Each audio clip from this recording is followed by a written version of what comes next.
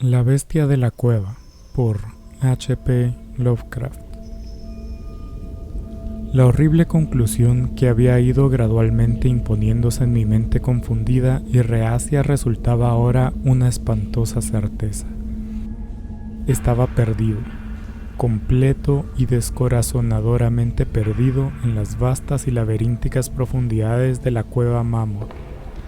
Hacia donde me volviese, por más que forzase la vista, no lograba distinguir nada que pudiera servirme de pista para encontrar el camino de salida.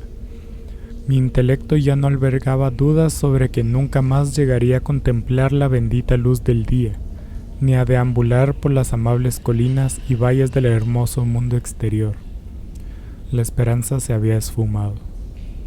Pero, condicionado, como estaba, por una vida de estudios filosóficos, obtuve no poca satisfacción de mi desapasionada postura, ya que, aunque había leído suficiente acerca del salvaje frenesí que acomete a las víctimas de sucesos similares, yo no experimenté nada parecido, sino que mantuve la calma apenas descubrí que me había perdido.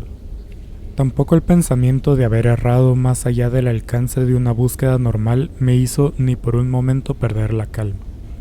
Si había de morir, reflexionaba, entonces esta caverna terrible pero majestuosa me resultaría un sepulcro tan grato como el que pudiera brindarme un camposanto, una idea que me provocaba tranquilidad antes que desesperación.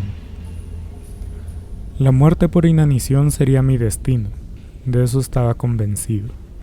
Yo sabía que algunos habían enloquecido en circunstancias similares, pero sentía que tal no sería mi fin. Mi desgracia no era fruto sino de mi propia voluntad, ya que, a escondidas del guía, me había despegado voluntariamente del grupo de visitantes y, deambulando cerca de una hora a través de las prohibidas galerías de la cueva, me había encontrado luego incapaz de desandar los intrincados vericuentos recorridos tras abandonar a mis compañeros. Mi antorcha comenzaba ya a flaquear, y pronto me hallaría sumido en la negrura total y casi palpable de las entrañas de la tierra. Mientras permanecía al resplandor de la menguante y temblorosa luz, especulé ocioso sobre las circunstancias exactas en que se produciría mi cercano fin.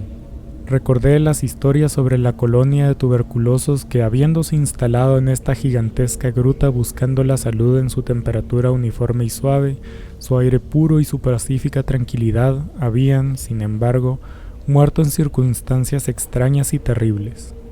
Yo había mirado los tristes restos de sus chozas destartaladas al pasar con el grupo, preguntándome qué antinatural efecto podría lograr una larga estancia como esta caverna inmensa y silenciosa sobre alguien como yo, saludable y vigoroso. Ahora, me dije tétricamente, había llegado la ocasión de comprobar tal respecto, a no ser que la falta de comida acelerase mi tránsito. Según se esfumaban en la oscuridad los últimos e intermitentes resplandores de mi antorcha, resolví no dejar piedra sobre piedra, ni desdeñar cualquier posible medio de escapar, así que prorrumpí en una sucesión de gritos tremendos a pleno pulmón con la vana esperanza de llamar la atención del guía.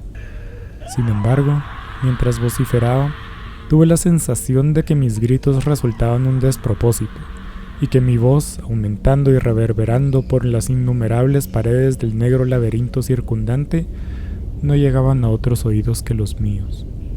Sin embargo, a una, mi atención se volvió sobresaltada hacia un sonido de suaves pasos que imaginé escuchar acercándose sobre el suelo rocoso de la cueva.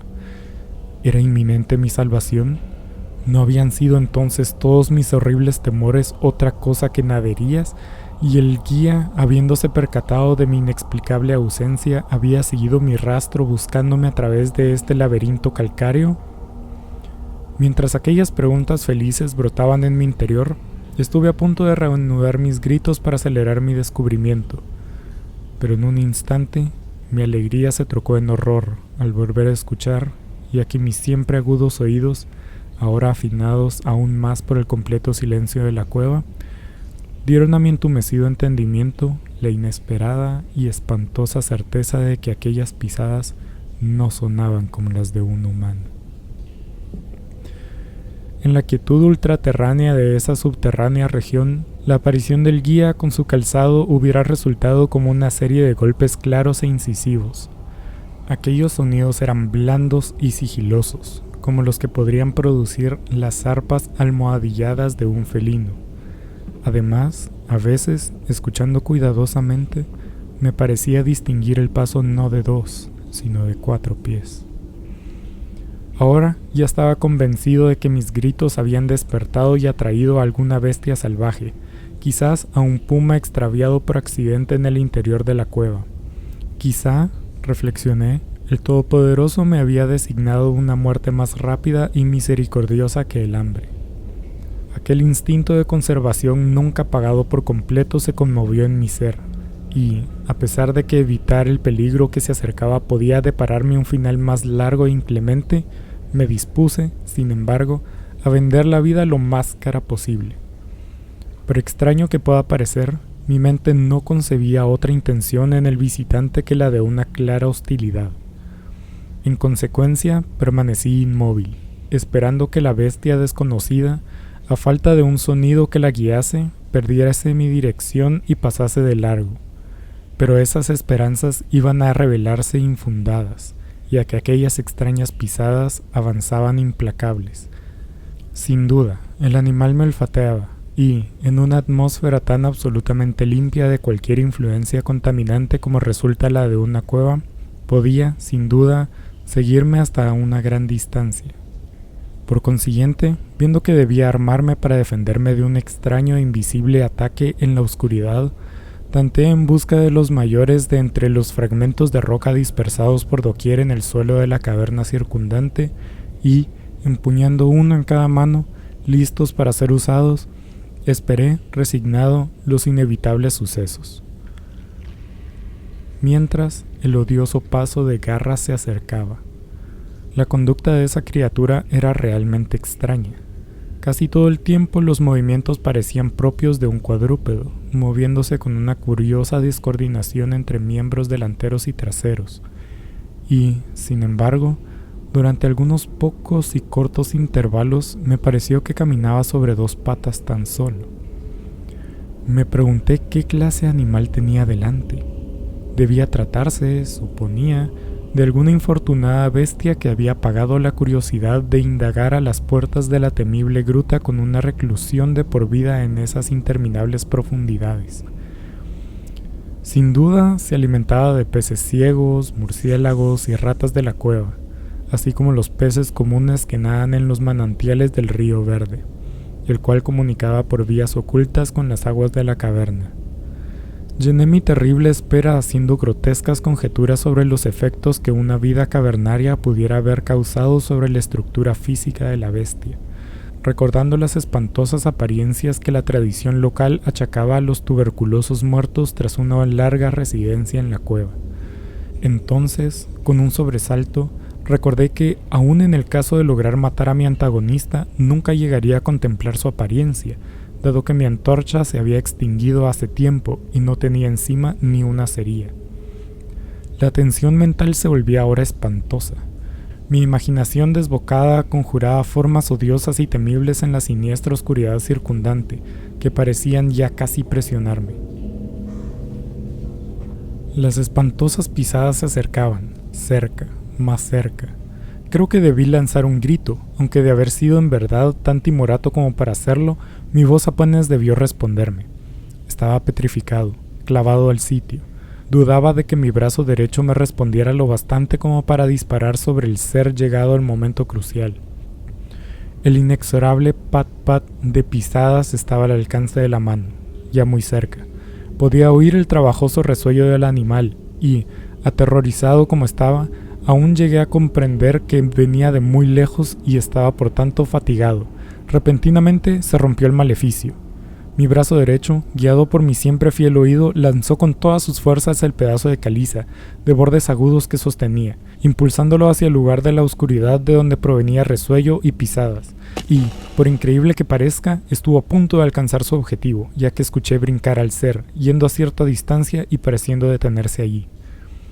Reajustando el tiro, lancé el segundo proyectil, esta vez con mejores resultados, ya que, lleno de alegría, oí cómo la criatura caía de una forma que sonaba a desplome, quedando sin lugar a dudas tendida e inmóvil.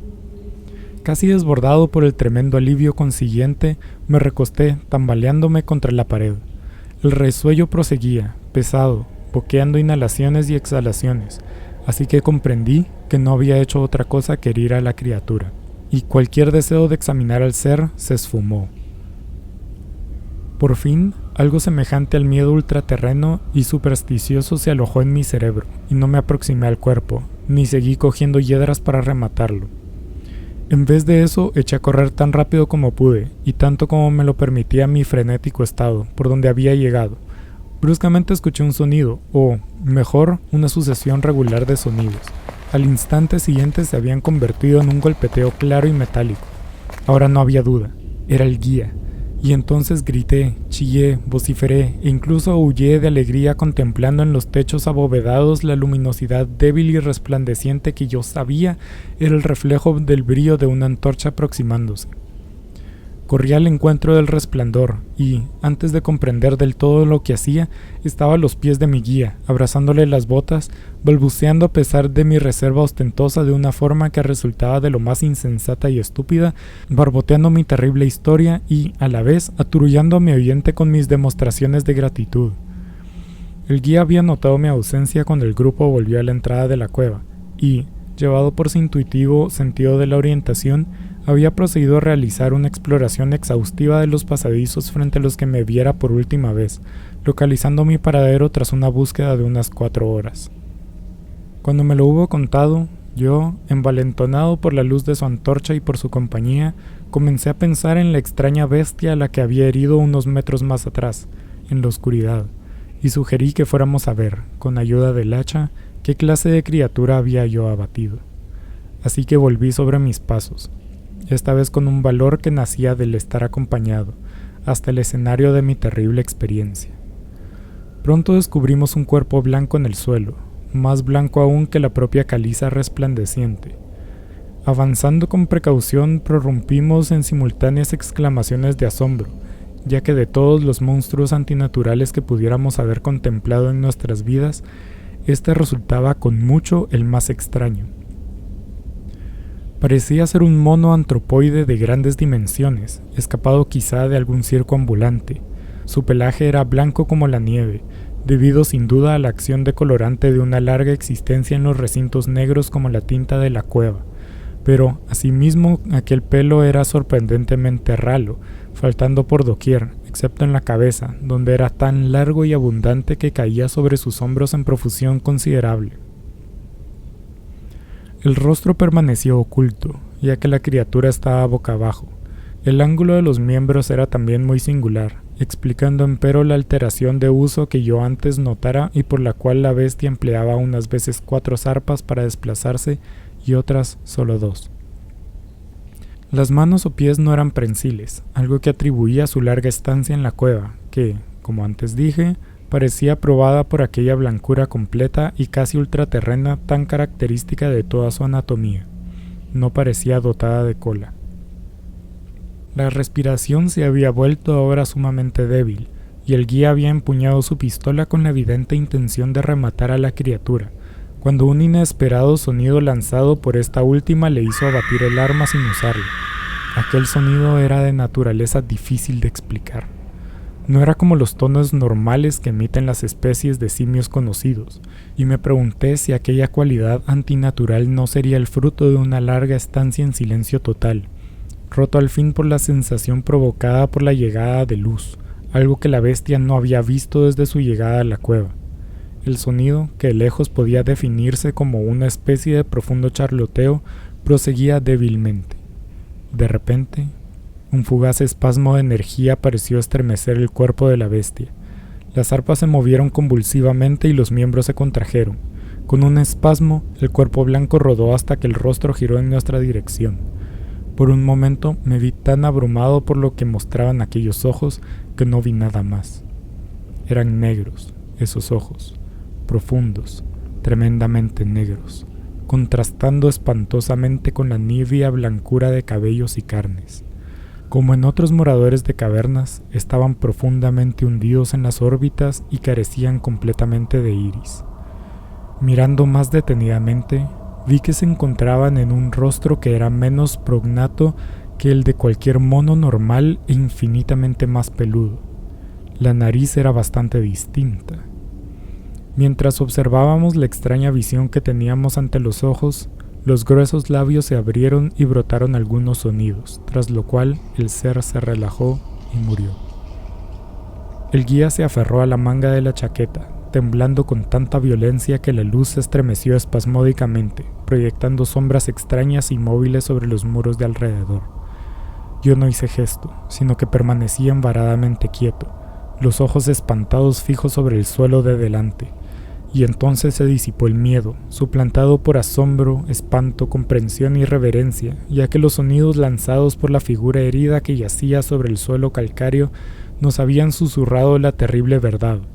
La criatura que yo había matado, la extraña bestia de la inexplorada caverna, era, o había sido en tiempos, un hombre.